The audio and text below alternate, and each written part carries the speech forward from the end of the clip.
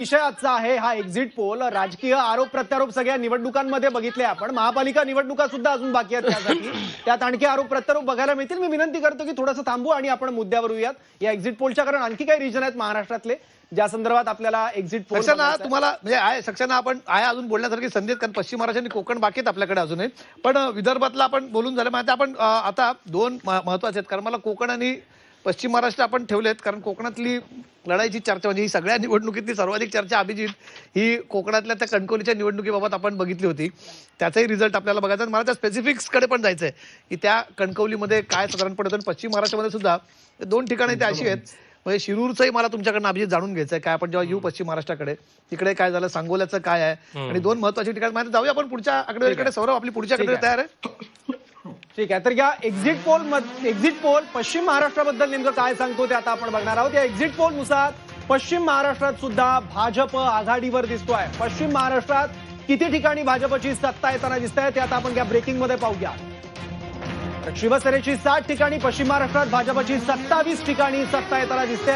Pole नुसार पश्चिम महाराष्ट्रात सुद्धा भाजपने आघाडी घेतलेली आहे. उत्तर महाराष्ट्रात सुद्धा भाजप आघाडीवर आहे. त्या पाठोपाठ मराठवाडा, त्यानंतर विदर्भ आणि आता पश्चिम महाराष्ट्रात सुद्धा भाजपची मुसंडी आणि भाजप सर्वात मोठा पक्ष बनताना दिसतोय पश्चिम महाराष्ट्रात. या पोलनुसार पश्चिम महाराष्ट्रात भाजप आघाडीवर आहे.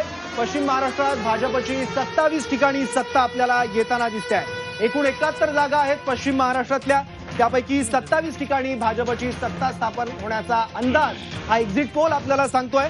आणि त्यानंतर शिवसेना 60 ठिकाणी, राष्ट्रवादी 12 ठिकाणी. आता पक्षनिहाय आकडेवारी आपण बघणार आहोत. पक्षनिहाय आकडेवारी काय सांगतो हा एक्झिट पोल ते आपण पाहतोय. भाजप 27, शिवसेना 7, राष्ट्रवादी काँग्रेस 12, शिवसेना उद्धव बाळासाहेब ठाकरे पक्ष 1, राष्ट्रवादी शरद पवार पक्ष 2 आणि काँग्रेस 1. आणि त्याचबरोबर स्थानिक आघाड्यांची प्रचंड मोठी मुसंडी आणि ताकद पश्चिम महाराष्ट्रात आपल्याला बघायला मिळते. 72 पैकी 22 ठिकाणी स्थानिक आघाडी सत्तेवर येण्याची शक्यता आहे. परत एकदा पाहूयात मा एक्झिट पोल पश्चिम महाराष्ट्राचा. 72 जागांपैकी भाजप 27, शिवसेना 7, राष्ट्रवादी 12, शिवसेना उद्धव बाळासाहेब ठाकरे 1, राष्ट्रवादी शरद पवार गट 2, काँग्रेस 1 आणि स्थानिक आघाडी 22 ठिकाणी सत्ता स्थापन करताना आपल्याला दिसत आहे. फार इंटरेस्टिंग लढती खरं तर पश्चिम महाराष्ट्रातल्या आपल्याकडे आहेत. अभिजित माझ्याकडे ही सगळी जेव्हा मी डिटेल अभिजितची यादी बघतोय ह्याच्यामध्ये ह्याच्यातल्या कुठल्या आपण नगर परिषदेला चर्चा करावी असं मला झालं. पण मला ना सगळ्यात पहिले मगाशी आपण जो यांचा बाईट ऐकवला होता शहाजी बापू पाटलांचा, ती माझ्याकडे मी सांगोल्याची साधारणपणे याच्यात बघतो की सांगोल्यातली लढाई कशी आहे. सांगोल्याचं तुम्ही मला चित्र दिलं होतं ना अभिजित, सांगोल्यामध्ये. हा तिथे आनंदा माने बरोबर ना, हीच चित्र. आनंदा माने शिवसेना विरुद्ध मारुती बनकर भाजप आणि विश्वेश झपके अपक्ष असं तिथे उभे होते. आणि अभिजित तुमचा अंदाज इथे की इथे शिवसेना आघाडीवरती आहे, हे मला फारच म्हणजे तुमचा अंदाज इथे आहे तर हा फारच इंटरेस्टिंग माझ्यासाठी आकडा म्हणजे हा तुमचा अंदाज. बरोबर कमलेश, या इथली जी निवडणूक आहे ती 2 ध्रुवावर गेलेली होती. जे विधानसभेला झालं होतं तेच आपल्याला नगर परिषदेमध्येही दिसलं. शहाजी बापूंनी ही निवडणूक फार ताकदीनं लढवली तेच आपल्याला या अंदाजात दिसतं. आणि आनंदा माने हे पुढे आहेत आणि ते विजयी होतील असं आमच्या एक्झिट पोलमध्ये दिसून येतं. उद्या हा आकडा तर मी पहिल्यांदा आपण जर उद्या फोन घेऊ कदाचित जर हा अंदाज आहे. पण मी शहाजी बापू पाटलांना आपण उद्या पहिले फोनवरती घेऊया सौरभ आणि त्यांना विचारूया, कारण त्यांची मगाशी आपण कार्यक्रमाच्या सुरुवातीला त्यांची हे आपण काय त्याला धायकुतीला येणंच म्हणतो आपण की अगदी त्याने मित्र पक्षावरती आम्ही एखाद्या आबलेवरती जसा अत्याचार केला जातो, त्यांच्या स्टेटमेंटची मी सहमत नाही त्या पर्टिक्युलर शब्दाबाबत, पण मी नेहमी सांगतो कार्यक्रमात. पण तरी सुद्धा त्यांचं एक प्रकारचं डेस्परेशन किती होतं, किती त्रास त्यांना मित्र पक्षाकडनं होतोय. त्यांनी सुद्धा तो ऐकला असेल शहाजी बापूंचा इंटरव्ह्यू मीडियाला दिलेला की आम्हाला अत्याचार झाल्यासारखं वाटतंय, भाजप कसं आम्हाला दमन करतंय, दाबून टाकतंय. किमान अंदाज तरी सुखवणारा आहे की नाही ज्योतिताई? मी सोलापूर जिल्ह्यातलीच आहे, त्यामुळे सांगोल्याची निवडणूक असेल, अक्कलकोटची असेल, दुधनीची असेल किंवा कुर्डुवाडीची असेल, ह्या सगळ्या निवडणुकांच्या मध्ये सांगोल्याबद्दल बोलूया ना ज्योतिताई, सांगोल्याबद्दल बोलूया. हो नक्की. तर आपण जे बोलला ते अतिशय खरं आहे की काही गोष्टी घडल्या आणि त्या संदर्भात शहाजी बापूंचं जसं काय गाडी डोंगर गाजलं होतं तसंच त्यांची ही भावनिक प्रतिक्रिया सुद्धा गाजली. मी कमलेश दादा आपल्याशी सहमत आहे की महिला अत्याचाराची तुलना ही अशा गोष्टींशी केली जाऊ नये, परंतु शहाजी बापूंनी या वयात सुद्धा दुर्धर आजाराशी झुंजत असताना सुद्धा आणि सगळे पक्ष म्हणजे तिथे आपण एक चमत्कारिक गोष्ट बघितली की त्याच्या आधी एक कुणी दगडफेक केली किंवा काय केलं वगैरे अशा पद्धतीच्या काही घटना घडल्या होत्या. पण दगडफेक कोणी केली म्हणून आरोप करणारे आणि दगडफेक ज्यांच्या घरावर झाली वगैरे असे सगळे एकत्र झाले. शहाजी बापूंना एकटं पाडलं गेलं या वयामध्ये दुर्धर आजाराशी झुंजत असताना सुद्धा. पण टायगर अभी जिंदा है म्हणत अशा पद्धतीने शहाजी बापूंनी जी झुंज दिली आणि मला वाटतं की सगळ्यात शेवटच्या टप्प्यामध्ये जी ही त्यांची भावनिक प्रतिक्रिया आली त्यामुळं नक्कीच तिथल्या निवडणुकीला एक प्रकारची कलाटणी मिळताना आपल्याला बघायला मिळते आणि ज्या पद्धतीचे अंदाज आज आपण व्यक्त करताय त्यामुळे सांगोल्याची जनता ही शिवसेनेच्या आणि शहाजी बापूंच्या सोबत उभी राहिली याचा आम्हाला नक्कीच आनंद वाटतो. त्यामुळे ही नक्कीच एक अत्यंत आश्चर्यकारक आणि मला वाटतं की जरी काही झालं तरी सुद्धा जर आपण झुंजत राहिलो निधड्या छातीनं लढत राहिलो तर जनता साथ देते याचं कदाचित हे उदाहरण महाराष्ट्राच्या पुढे ठरेल.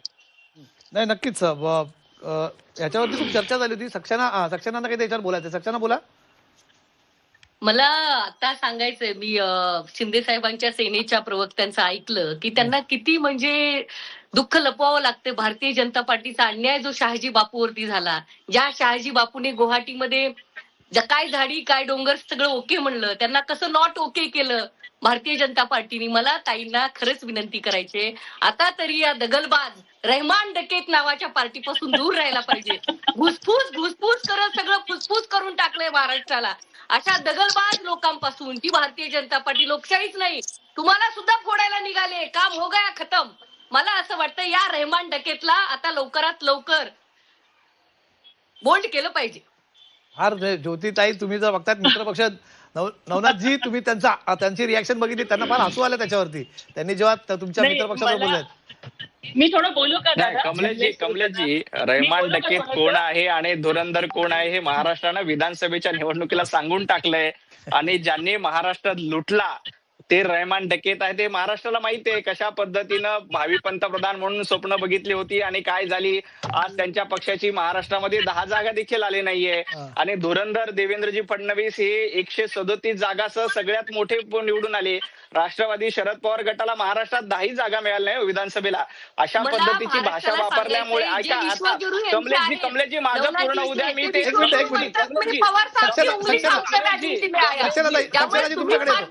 तुमच्याकडे येतो एकेकडे. कमलेशजी माझं पूर्ण होऊ बोला बोला नवनाथजी बोला. नवनाथजी बोला. डिबेटमध्ये एक सभ्यता असते ती सभ्यता देखील बोला नवनाथजी संधी आहे. चला नवनाथजी बोला. भारतीय जनता पार्टी ही देवेंद्रजींच्या नेतृत्वामध्ये लढते, विकास कामं घेऊन पुढे जाते आणि ज्यांनी महाराष्ट्र लुटला अशा लोकांच्या पाठीशी भारतीय जनता पार्टी कधीही राहत नाही. त्यामुळे रहमान डकेत कोण आहे हे महाराष्ट्रानं विधानसभेच्या निवडणुकीला दाखवून दिलं की रहमान डकेत कोण आहे. आणि धुरंधर हे देवेंद्रजी फडणवीसच आहेत, एकनाथजी शिंदेच आहेत हे देखील महाराष्ट्राने पुन्हा एकदा सिद्ध केलंय. आणि या नगरपालिकेच्या निवडणुकीमध्ये आपण बघतो की मराठवाड्यामध्ये ओला दुष्काळ आला होता. त्याच्यानंतर मोठ्या प्रमाणात मराठवाड्यात नवनाथ एक मिनिट थांबाल. फक्त आपल्यासोबत शहाजी बापू आहेत, त्यांचंच ऐकूया ना काय म्हणणं आहे. शहाजी बापू आपल्यासोबत जोडले गेलेत फोन लाईन वरती. शहाजी बापू स्वागत आहे. आवाज येतोय माझा? हो येतोय आवाज. बोला. आम्ही एक्झिट पोलचा इथे अंदाज व्यक्त करतोय. तर आम्ही ज्या जागांचा इथे अंदाज व्यक्त केला आहे तर असा आमच्या एक्झिट पोलमध्ये एक अंदाज येतो आहे की तुमच्या सांगोल्यामध्ये शिवसेनेचे आनंद माने यांचा आमच्या जे पोल एक्सपर्ट आहेत अभिजित ब्रह्मनाथकर त्यांचा असा अंदाज आहे की आनंद माने तिथे उद्या विजयी होताना दिसतील असा ते अंदाज व्यक्त करतायत. तुम्ही काय तुमची प्रतिक्रिया द्याल तुम्ही याच्यावर? सांगोला शहरवासियांनी कालच्या निवडणुकीमध्ये शिवसेनेला चांगल्या पद्धतीनं मतदान केलेलं आहे असं मलाही मतदाना दिवशी दिसून आलं. त्याला 2 कारणं झाली. एक तर आमची शिवसेना सांगोल्यात एकाएकी पडली